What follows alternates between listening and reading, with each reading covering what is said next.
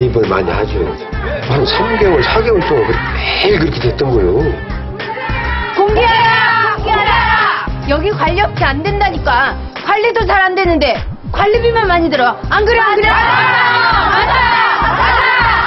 그건 모르겠고 이 업체로 갈 거라니까. 입주자 대표라는 사람이 주민들이 싫다는데 말귀를 못 알아듣는 막 안 되겠어, 안 되겠어. 가자.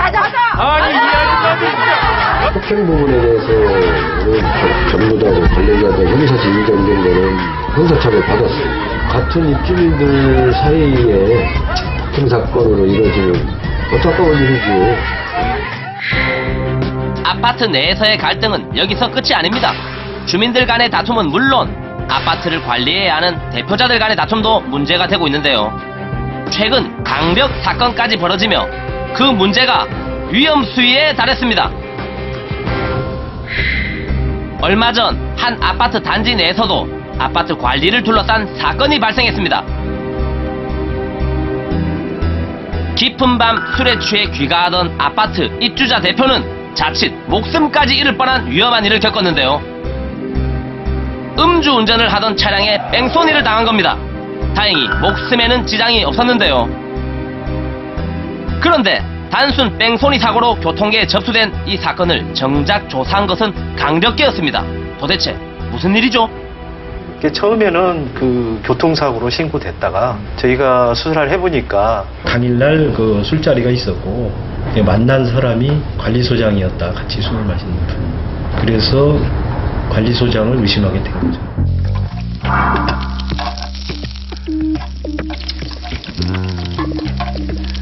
평소에 감정이 안 좋았다고 하는데 사건 당일날 술자리를 3차례 했어요. 3차. 동대표들하고 만나서 식사를 하면서 술을 한잔 했고 또 자리로 옮겨서 2차로 술을 한잔 했고 그 이후에 이제 아파트에 와가지고 술자리를 했는데 이 아파트 하나 관리도 제대로 못하고 눈치도 없어. 도대체 제대로 하는 게 뭐야? 아 진짜 왜 이러세요? 제가 평소에 모시기가 얼마나 힘든 줄 아세요? 아니 어디서 언성을 높여? 자세히는 모르지만 관리비 징수 문제 때문에 평소에 좀 이견 다툼이 있었던 걸로 그렇게 알고 있습니다. 화가 가라앉지 않은 상태에서 차를 탔던 관리소장. 눈앞에는 입주자 대표가 있었습니다. 술 기운이 있었고 그 상태에서 화가 울컥 치밀러 올랐다. 시인을 했던 한 사건인가요? 네. 살인 미수죄로 불구속 청취했고 법정 구속돼서 재판 계류 중인 걸로 지금 현재 그렇게 알고 있습니다.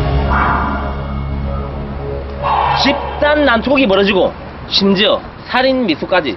아파트 관리 도대체 뭐가 문제인 건지 모르겠네요. 그래서 제가 이곳에 왔습니다.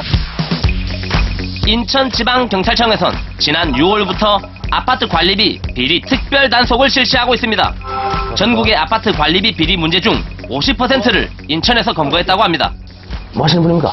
저 인천의 아파트 관리비리 특별 단속을 주관하고 있는 김민호 수사 2계관입니다. 아, 제대로 찾아왔네요. 아파트 관리 도대체 뭐가 문제길래 이렇게 특별 단속 기관까지 생긴 겁니까? 인천에 있는 1,300여 개의 아파트 단지 중에 500세대 이상 단지만 대상으로 일단 수사를 했는데 그중에 34건에 156명을 입건을 했습니다. 물론 훌륭하신 분들이 많은데 그 몇몇 분들이 이렇게 하는 열심히 하는 분들이 대다수의 분들인데 관리비가 워낙 많기 때문에 그 관리비에 근거한 비리라고 볼 수 있겠습니다. 제가 간단히 설명을 좀 해드릴까요? 간단히가 아닌데요. 굉장히 준비를 아파트 관리비 비리 대표적인 유형이 있습니다. 아파트의 공사를 담당하는 업체와 관리를 담당하는 위탁 업체들이 관리소장 및 입주자 대표에게 금품을 주거나 관리 수익금을 입주자 대표들이 횡령하는 비리가 가장 많았습니다.